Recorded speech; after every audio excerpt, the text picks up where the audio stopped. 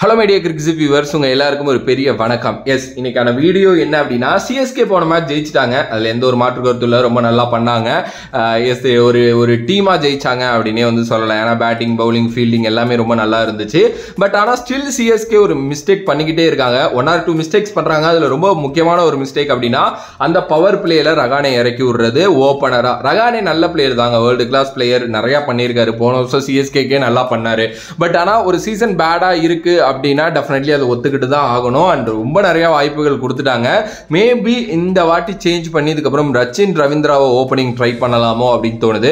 என்ன ப்ரோ, ரச்சின் ரவீந்திராவுக்கு தான் ஒரு வாய்ப்பு கொடுத்தாங்க நிறையா, அவர் என்ன அடிச்சாரா அப்படின்னா இன்னும் வாய்ப்புகள் அவருக்கு தேவைங்க. ரச்சின் ரவீந்திரா 2 மேட்ச் சூப்பராக விளையாண்டாரு.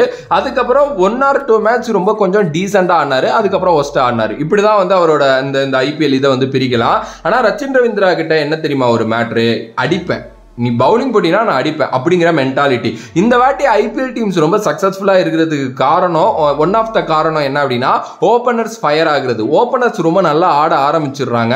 எஸ், பவர் பிளேல ஒரு நல்ல ரன்ஸ் வந்து பார்த்தீங்க அப்படின்னா கொண்டு போயிடுறாங்க, ஒரு 60-70ன்னு சொல்லிட்டு.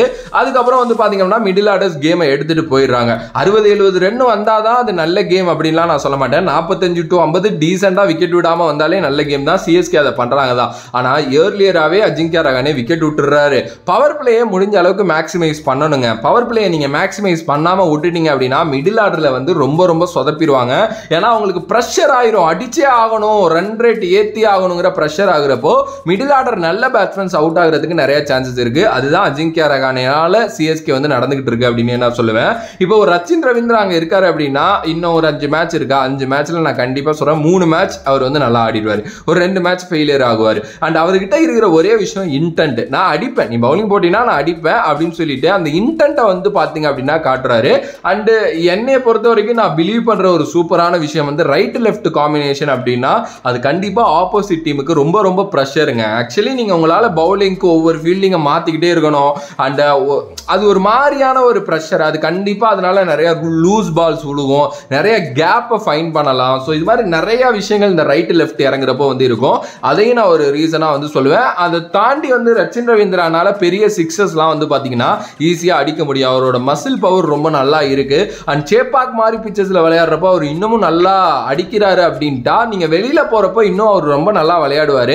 எஸ், கண்டிப்பாக இதுக்கப்புறம் மேபி அவரை ட்ரை பண்ணுவாங்க. ஏன்னா அவர்கிட்ட இருக்கிற அந்த குறைகளை கொஞ்சம் ஷட் டவுன் பண்ணுறதுக்காக தான் இந்த ஒரு கேப் விட்டுருப்பாங்க அப்படின்னு நினைக்கிறேன். திருப்பி ரச்சின் உள்ளே வந்தார் அப்படின்னா டெஃபினெட்லி சிஎஸ்கேக்கு அது ஒரு பெரிய ப்ளஸ். நீங்கள் நினச்சி பாருங்க, ரச்சினுக்கு மாட்டுது, ருத்ராஜ் ஒரு டீசன்ட் நாக் ஆடிடுவார் எப்படியும். அதுக்கப்புறம் நீங்கள் 1 down வந்து ஒரு டேரல் மிச்சல் வந்து இதுக்கப்புறம் டேரல் மிச்சல் விட மாட்டாரு. அதே மாதிரி 5-3 கணக்கு தான், 5-3 மேட்ச் நல்லா ஆடிடுவாரு.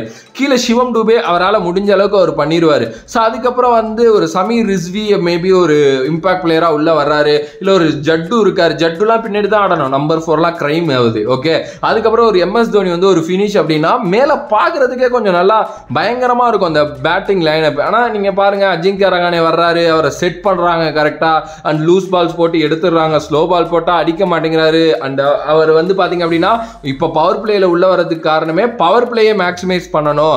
1 down வந்தா அவர் ரொம்ப சொதப்புறாருன்ட்டு தான் அதையும் பண்ணாங்க. அங்கேயும் ரொம்ப சொதப்புறாரு அப்படின்னா இஸ் எக்ஸ்பீரியன்ஸ் கேம்பெயினர், அவருக்கு தெரியும் எப்படி ஆடணும்ட்டு. மேபி இதுக்கப்புறம் 1 or 2 மேட்சஸ் நல்லா ஆடலாம். பட் ஸ்டில் அவ்வளவுதான் அஜிங்கியா ரஹானேயோட அந்த சரக்கு அப்படிங்கிற மாதிரி தான் எனக்கு தோணுது. மேபி இந்த வேர்டு உங்களுக்கு இதுவா படலாம். பட் ஸ்டில் பிளே ஆஃப்ஸ் நோக்கி போறப்போ இப்போ சிஎஸ்கே இப்போ 4 தோத்தாங்கல்ல, 2 தான் தோத்துருக்காங்கன்னா இன்னும் 2 சான்ஸ் கொடுக்கலாம் அஜிங்கியா ரஹானேக்குன்னு நான் சொல்லுவேன். ஆனால் இருக்கிற இப்போ எல்லா கேமும் ஜெயிக்கணும், ரொம்ப நல்லா பிளே ஆஃப் போகணும் அப்படின்னா இதுக்கப்புறம் வாய்ப்பே கிடையாது. நீங்கள் நல்ல பேட்டர்ஸை உள்ள கொண்டு வந்து தான் ஆகணும்.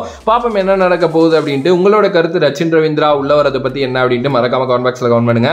If you like the video please like, share and subscribe to Crixit channel.